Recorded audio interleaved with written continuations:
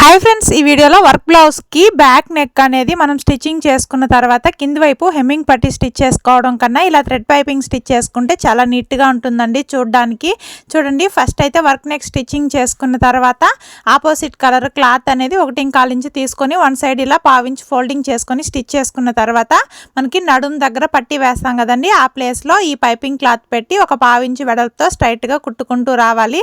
ఇలా కుట్టుకున్న తర్వాత 12వ నెంబరు పైపింగ్ థ్రెడ్ అనేది తీసుకొని మనం కుట్టిన కుట్టు పైనే ఈ థ్రెడ్ పెట్టుకొని క్లాత్ని ఎక్కడ కూడా లూస్ అనేది వదలకుండా టైట్గా ఫోల్డింగ్ చేసుకొని పైపింగ్ అనేది స్టిచ్ చేసుకుంటూ వచ్చినట్లయితే మనకి ఫినిషింగ్ అనేది నీట్గా ఉంటుంది.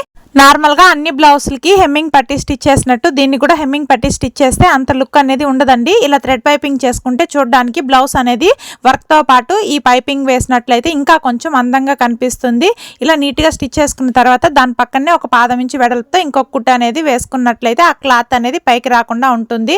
చూడండి ఫినిషింగ్ అనేది ఎంత నీట్గా వచ్చిందో. ఇప్పుడు బ్యాక్ డాట్స్ ఎలా పట్టుకోవాలో చూద్దాము. షోల్డర్కి మిడిల్లో ఫోల్డింగ్ చేసుకొని 1/2 ఇంచ్ వెడల్పు 4 ఇంచెస్ పొడవు ఉండేలాగా బ్యాక్ డాట్స్ అనేది పట్టుకున్నట్లయితే మనకి బ్యాక్ పార్ట్ లో పైకి లేసుకున్నట్లు లేకుండా బ్లౌజ్ అనేది నీట్గా ఉంటుంది. వీడియో నచ్చినట్లయితే లైక్ చేసి ఛానల్ని సబ్స్క్రైబ్ చేసుకోండి. Okay friends, bye friends.